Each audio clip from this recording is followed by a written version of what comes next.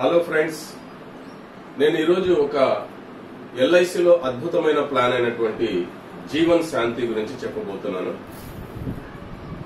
దయచేసి జాగ్రత్తగా వినండి. ఎల్ఐసి వారి జీవన్ శాంతి టేబుల్ నంబర్ 850.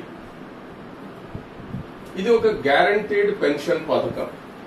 అంటే ఇది గ్యారంటీడ్ యాన్యుటీ పాలసీ అంటారు దీన్ని. ఇది ఒక single premium policy. Single premium. ఇందులో ఇమ్మీడియట్ యాన్యుటీ అని, డిఫర్డ్ యాన్యుటీ అని రెండు రకాలు ఉంటాయి. యాన్యుటీ అంటే పెన్షన్, ఇమ్మీడియట్ యాన్యుటీ అంటే నేను ఈరోజు సింగిల్ డిపాజిట్ వేసేసాను, నాకు వచ్చే నెల నుంచే కావాలి. మనకు 4 రకాలుగా మనం ఆప్షన్ తీసుకోవచ్చు. మంత్లీ కావాలంటే మంత్లీ తీసుకోవచ్చు, క్వార్టర్లీ తీసుకోవచ్చు, హాఫ్ ఇయర్లీ తీసుకోవచ్చు, ఇయర్లీ తీసుకోవచ్చు. కస్టమర్ 4 ఆప్షన్లలో సెలెక్ట్ చేసుకోవచ్చు. నాకు మంత్లీ కావాలి, మంత్లీ తీసుకోవచ్చు. ఓకే, అది ఇమ్మీడియట్ యాన్యుటీ. ఇమ్మీడియట్ గా వచ్చే పెన్షన్ అని అర్థం. లేదా డిఫర్డ్ యాన్యుటీ. డిఫర్డ్ యాన్యుటీ అంటే పోస్ట్పోన్మెంట్ చేసుకోవచ్చు. ఎలాగా? నేను ఈరోజు 10 లక్షలు డిపాజిట్ చేశాను అనుకోండి, నాకు 1 ఇయర్ తర్వాత నుంచి కావాలి, 2 ఇయర్స్ తర్వాత నుంచి కావాలి, 3 ఇయర్స్ తర్వాత నుంచి కావాలి. ఆ విధంగా మాక్సిమం 20 ఇయర్స్ వరకు మనము డిఫర్మెంట్ ఆప్షన్ ని సెలెక్ట్ చేసుకోవచ్చు. Minimum 1 year, maximum 20 years. అదే deferred annuity for single life తీసుకోవచ్చు, ఒక వ్యక్తే తీసుకోవచ్చు. Deferred annuity for joint life కూడా తీసుకోవచ్చు. సో ఒక వ్యక్తి సింగిల్ లైఫ్ లోనే డిఫర్మెంట్ యాన్యుటీ. జాయింట్ లైఫ్ అంటే నా తదనంతరము నా వైఫ్ కి కూడా కంటిన్యూ కావాలి, లేదా బ్రదర్ కి కావాలి, సిస్టర్ కి కావాలి. ఆ విధంగా జాయింట్ లైఫ్ ని కూడా సెలెక్ట్ చేసుకోవచ్చు. చూడండి, ఈ పాలసీ చేయాలి అంటే కనీసం 30 సంవత్సరాలు నిండి ఉండాలి, 30 ఇయర్స్ కంప్లీట్ అయి ఉండాలి. 100 ఏళ్ల వ్యక్తికి కూడా ఇవ్వచ్చు. ఆప్షన్ ఎఫ్ లో, ఇమ్మీడియట్ యాన్యుటీలో. ఎందుకంటే చాలా మంది 99% ఆప్షన్ ఎఫ్ సెలెక్ట్ చేసుకుంటారు కాబట్టి నేను ఆప్షన్ ఎఫ్ గురించి మాత్రమే మాట్లాడుతున్నాను. ఇమ్మీడియట్ యాన్యుటీలో, ఇమ్మీడియట్ పెన్షన్ పథకంలో ఆప్షన్ ఎఫ్ అంటే ఏంటి? Immediate annuity for life with return of purchase price. అంటే ఇమ్మీడియట్ యాన్యుటీ ఫర్ లైఫ్.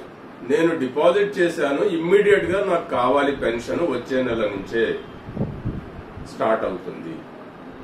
ఎంతవరకు? ఆయన బ్రతికినంత కాలం వస్తుంది. ఆయన తదనంతరం వాళ్ళ నామినీకి పర్చేస్ ప్రైస్ అంటే ఆయన పెట్టినటువంటి పెట్టుబడి అది తిరిగి ఇచ్చివేస్తారు. నామినీకి రిటర్న్ ఆఫ్ పర్చేస్ ప్రైస్, అది ఎఫ్ ఆప్షన్. ఒకవేళ డిఫర్డ్ యాన్యుటీలో పాలసీ చేయాలి అని అనుకుంటే 30 సంవత్సరాలు నిండిన వ్యక్తి దగ్గర నుంచి 79 సంవత్సరాల వయస్సు వరకు ఈ పాలసీ ఇవ్వచ్చు. 79 ఇయర్స్ వరకు డిఫర్డ్ యాన్యుటీ. ఉదాహరణకు ఒక ఎగ్జాంపుల్ ద్వారా మీకు వివరిస్తాను. ఉదాహరణకు ఒక 40 సంవత్సరాల వ్యక్తి 10 లక్షలు డిపాజిట్ చేశాడు అని అనుకుంది. ఫ్రెండ్స్, ఈ పాలసీ చేయాలి అంటే మినిమం ప్రీమియం 1,50,000 నుంచి చేయొచ్చు. అది బేసిక్. 1,50,000 నుంచి చేయొచ్చు అంటున్నాం. ఓకే, కానీ ఇమ్మీడియట్ యాన్యుటీలో 1,50,000 సింగిల్ ప్రీమియం వేస్తే సరిపోతుందా? సరిపోదు. ఎందుకంటే మంత్లీ పెన్షన్ మినిమం 1,000 రూపాయలు ఉండాలి. మంత్లీ పెన్షన్ మినిమం 1,000 రూపాయలు ఉండాలి. 1,50,000కు ఇమ్మీడియట్ యాన్యుటీలో 1,000 రూపాయలు రాదు.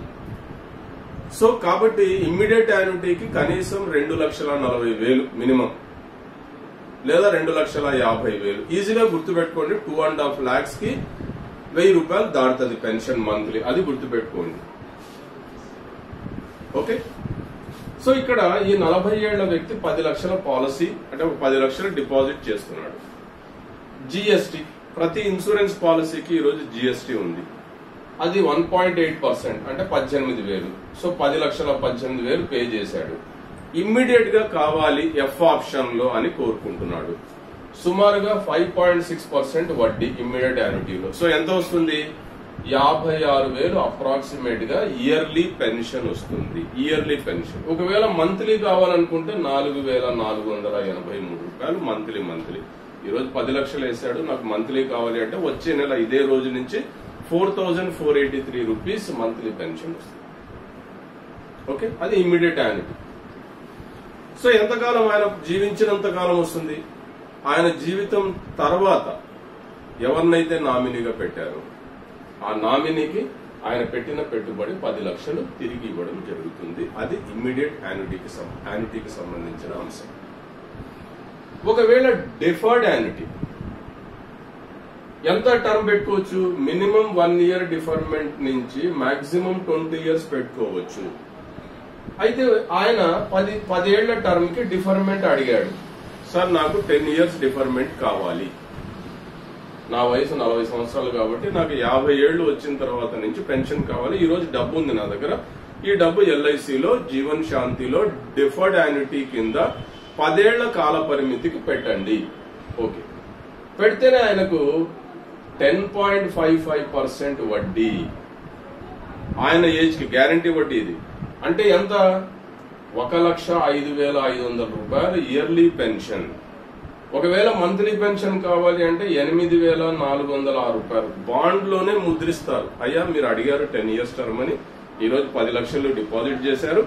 సో మీకు 10 ఏళ్ల తర్వాత మీరు ఇయర్లీ పెన్షన్ కోరుకుంటే 1,05,500 అనేది బాండ్ లో ప్రింట్ అయి ఉంటుంది. ఒకవేళ మంత్లీ పెన్షన్ కావాలంటే 8,406 రూపాయలని ప్రింట్ అయి ఉంటుంది. అంటే ఇది గ్యారంటీడ్ పెన్షన్. 10 ఇయర్స్ టర్మ్ పెట్టుకున్నారు. ఒకవేళ లేదు సార్ నాకు 12 ఏళ్ల టర్మ్ కావాలి అంటే 12% వడ్డీ. కొంతమంది రూపాయి వడ్డీ కావాలి సార్ అని అడుగుతుంటారు కదా, 12% అంటే 1 రూపీ వడ్డీ.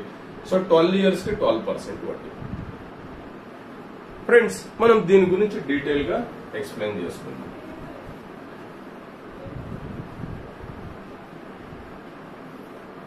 ఈ 40 ఏళ్ల వ్యక్తి డిఫర్డ్ యాన్యుటీలో 10 ఇయర్స్ టర్మ్ చూడండి. ఏజ్ 40,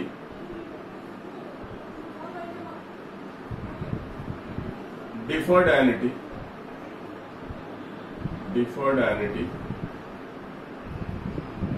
10 ఇయర్స్ టర్మ్, 10 లక్షలు పెట్టుబడి పెట్టారు, 10 lakhs. సో ఫస్ట్ ఇయర్ అయిపోయింది. 10 లక్షలకు గాను వడ్డీ ఎంత నమ్ము 10.55% అంటే 1,05,500 ఆయన అకౌంట్ లో జమ అవుతుంది. సో 1,00,000 అనుకుందాం, ఈజీగా మనకు క్యాల్కులేషన్ ఈజీ కావడానికి. సో ఫస్ట్ ఇయర్ అయిపోయిన వెంటనే ఆయన అకౌంట్ లో ఎంత ఉంది? 11 లక్షలు ఉంది. ఆయన వేసింది 10 లక్షలు. 10 ఇయర్స్ డిఫర్మెంట్ పీరియడ్ ఆఫ్ చేసుకున్నారు. 10.55% గ్యారంటీ వడ్డీ బాండ్లోనే రాసిస్తారు, 1,05,500. 1 ఇయర్ అయిపోయిన వెంటనే మనము ఆ 5,500 పక్కన పెడతాం. క్యాల్కులేషన్ సింప్లిఫికేషన్ కోసం 1,00,000 రూపాయలు తీసుకున్నాం, 11 lakhs అయింది. సెకండ్ ఇయర్ అయిపోయింది, ఇంకో 1,00,000 యాడ్ అయింది ఆయన అకౌంట్ లో, జమ అయింది. సో ఆయన ఎంత అయింది? కాస్త టోటల్ అమౌంట్ 12 లక్షలు అయింది. థర్డ్ ఇయర్ ఇంకో 1,00,000, 13 లక్షలు. ఫోర్త్ ఇయర్ ఇంకో 1,00,000, 14 లక్షలు. ఇది కొద్దిగా జాగ్రత్తగా వినండి. ఫిఫ్త్ ఇయర్ అయిపోయింది, ఇంకో 1,00,000 జమ అయింది, 15 లక్షలు. సిక్స్త్ ఇయర్ ఇంకో 1,00,000, 16 లక్షలు. సెవెంత్ ఇయర్ ఇంకో 1,00,000 జమ అయింది, 17 లక్షలు. సో ఎయిత్ ఇయర్ 18 లక్షలు. నైన్త్ ఇయర్ 19 లక్షలు. 10th ఇయర్ 20 లక్షలు. ఫ్రెండ్స్ చూడండి, 10 ఇయర్స్ టర్మ్ డిఫర్మెంట్ పెట్టుకున్నారు. ఆయన అకౌంట్ లో ప్రతి సంవత్సరం ఎంతైతే గ్యారంటీ వడ్డీ బాండ్ లో చూపించామో అది ఆయన అకౌంట్ లో జమ అవుతుంది. అది ఇన్సూరెన్స్ కవరేజ్ గా పనికి వస్తుంది. చూడండి, 10 లక్షలు డిపాజిట్ చేస్తే ఫస్ట్ ఇయర్ అయిపోయిన వెంటనే 1,00,000 యాడ్ అయ్యి 11 లక్షలు అయింది. సెకండ్ ఇయర్ ఇంకో 1,00,000 యాడ్ అయింది, 12 లక్షలు అయింది. థర్డ్ ఇయర్ ఇంకో 1,00,000 యాడ్ అయింది, 13 లక్షలు అయింది. ఫోర్త్ ఇయర్ 1,00,000 యాడ్ అయింది, 14 లక్షలు. ఆ విధంగా ఎవ్రీ ఇయర్ 1,00,000 యాడ్ అవుతుంటూ వచ్చి 10th ఇయర్ ఆయన వేసినటువంటి 10 లక్షలు కాస్త 20 లక్షలు అయింది. 11వ సంవత్సరం, సో 10 ఏళ్ళు అయిన తర్వాత ఆయనకు పెన్షన్ స్టార్ట్ కావాలి కదా. ఆయన ఒకవేళ నెలకు కోరుకుంటే ఎంత వస్తుంది? 8,406 రూపాయలు నెలకు. లేదు ఇయర్లీ కోరుకున్నాడు, 1,05,500. పెన్షన్ స్టార్ట్ అయింది 1,05,500 ఇయర్లీ పెన్షన్. సో అప్పుడు ఏమైంది? ఈ అమౌంట్, ఈ అక్యుములేటెడ్ అమౌంట్ ఇక్కడ 20 lakhs ఉంది కదా, ఇది ఏమవుతుంది, ఈ 1,00,000 తగ్గుతుంది, అంటే 19 లక్షలు. 12th year పెన్షన్, ఇంకో పెన్షన్ తీసుకున్నాడు 1,05,500, సో 18 లక్షలు. 13th year పెన్షన్ తీసుకున్నారు, ఇది కాస్త 17 లక్షలు అయింది. 14th year పెన్షన్ తీసుకున్నారు, తీసుకుంటూనే ఉన్నారు. ఇంకా 11th year 10 years కంప్లీషన్ తర్వాత పెన్షన్ వస్తూనే ఉంది, 16 లక్షలు అయింది.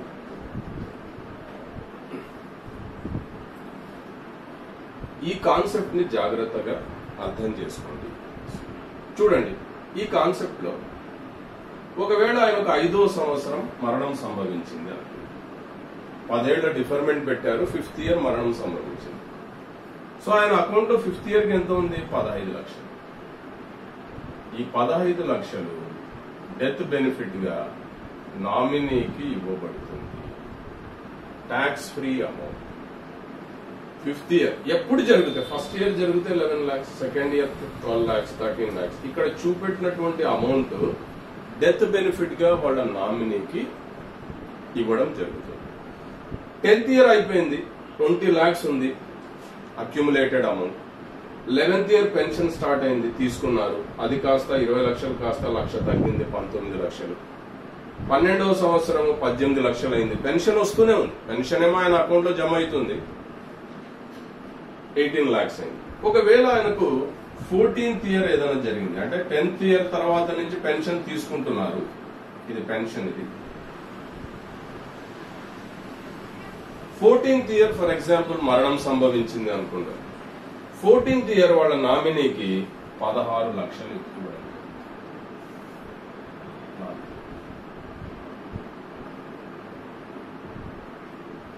ఫ్రెండ్స్, ఇది అర్థమైంది అనుకుంటాను.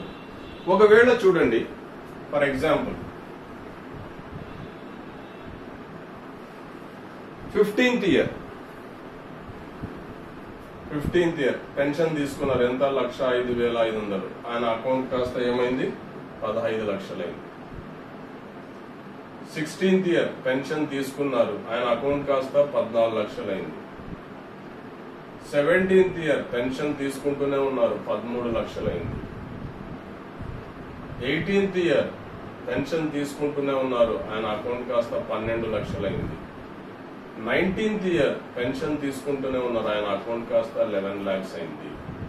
20th year పెన్షన్ తీసుకుంటూనే ఉన్నారు, సో ఈ 11 lakhs ఫిక్స్ అవుతుంది. ఎందుకు అంటే ఆయన వేసిన అమౌంట్ 10 లక్షలు, 10 లక్షలకి 10% ఎక్స్ట్రా, 10 లక్షలకి 10% అంటే 1,00,000 రూపాయలు. సో 10 + 1,00,000 11 లక్షలు, ఇది ఫిక్స్డ్. 11 లక్షలు అనేది ఈ పీరియడ్ తర్వాత, అంటే 18 years తర్వాత 19th year లో 11 lakhs ఫిక్స్ అవుతుంది. ఆ తర్వాత జీవిత కాలంలో ఎప్పుడు జరిగినా, ఈవెన్ 90 years లో 100 years లో మరణం సంభవించిన వాళ్ళ నామినీకి, ఈయనకేమో పెన్షన్ వస్తూనే ఉంటుంది, ఇది గ్యారంటీడ్ పెన్షన్, ఒక పైసా కూడా తగ్గదు. బయట ఫైనాన్షియల్ మార్కెట్ పెరిగిందా తగ్గిందా దానితో సంబంధం లేదు. బాండ్ లో ఏదైతే ఫిక్స్ చేసి ఇచ్చిందో life insurance corporation of India, అది గ్యారంటీగా ఇస్తుంది ఎల్ఐసి. సో 11 lakhs అనేది ఒక పీరియడ్ తర్వాత 11 lakhs అనేది వాళ్ళ నామినీకి. ఈ 10 లక్షల యొక్క ఎగ్జాంపుల్, ఒకవేళ 1 కోటి రూపాయలు డిపాజిట్ చేస్తే 1 కోటి రూపాయలకి 10% 10 లక్షలు, అంటే 1,10,00,000 ఎక్స్ట్రా. ఫ్రెండ్స్, అర్థమవుతుంది కదా. సో 10 లక్షలకి 1,00,000, 1 కోటి రూపాయలకి 10% అంటే 10 లక్షలు. సో 1,10,00,000 నామినీకి రావడం జరుగుతుంది. ఎప్పుడు ఈ కాన్సెప్ట్ లో, అన్ని కాన్సెప్ట్లు ఇదే విధంగా ఉంటుంది, అంటే డిఫర్మెంట్ పీరియడ్ ని బేస్ చేసుకొని. ఇది మనకు జాగ్రత్తగా మనం అర్థం చేసుకుంటే డిఫర్మెంట్ పీరియడ్ ఈజీగా అర్థమవుతుంది. ఇది 10 years డిఫర్మెంట్ పీరియడ్ కి ఆయనకు వచ్చేటటువంటి అమౌంట్స్ ఏ విధంగా అక్యుములేట్ అయింది, ఆయన పెట్టుకున్న డిఫర్మెంట్ తర్వాత ఏ విధంగా పెన్షన్ ప్రారంభమైంది, ఆ పెన్షన్ ఇయర్లీ కావచ్చు, హాఫ్ ఇయర్లీ కావచ్చు, క్వార్టర్లీ కావచ్చు, మంత్లీ కావచ్చు, ఆయన కోరుకున్న విధంగా ఎల్ఐసి ఇస్తుంది. ఆ తర్వాత ఆయన యొక్క అకౌంట్ ఏ విధంగా డిమినిష్ అవుతూ వచ్చింది, సో ఏ పీరియడ్ లో ఆయనకు డెత్ జరిగితే నామినీకి ఎంత ఇస్తారు అనేది డీటెయిల్డ్ గా డిస్క్రిప్షన్ ఇక్కడ ఇవ్వడం జరిగింది. ఓకే ఫ్రెండ్స్, అయితే చాలా మంది అడుగుతుంటారు, సార్ మీరేమో 10 years కి వేశారు, మరి మినిమం 1 year డిఫర్మెంట్ పెట్టుకుంటే ఎంత వస్తుంది, 2 years పెట్టుకుంటే ఎంత వస్తుంది, 3 years పెట్టుకుంటే ఎంత వస్తుంది, ఈ విధమైనటువంటి క్వశ్చన్లు ఎక్కువగా వస్తుంటాయి. సో అది కూడా నేను మీకు వివరిస్తాను. సో ఇది 40 years ఏజ్ కి నేను ఎగ్జాంపుల్ తీసుకున్నాను. 40 years ఏజ్ కి. సో ఇది 30 ఏళ్ల నుంచి ఆల్మోస్ట్ ఆల్ అటు ఇటు 0.1, 0.05 ఆ విధంగా మారుతూ ఉంటుంది తప్ప డిఫరెన్స్ ఏముండదు. ఈవెన్ 60 years వ్యక్తికి కూడా కొద్దిగా వేరియేషన్ ఉంటుంది అంతే.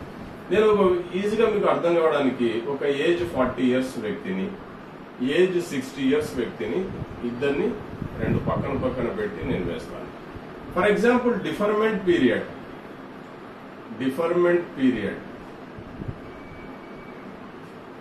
1 year ఉంది.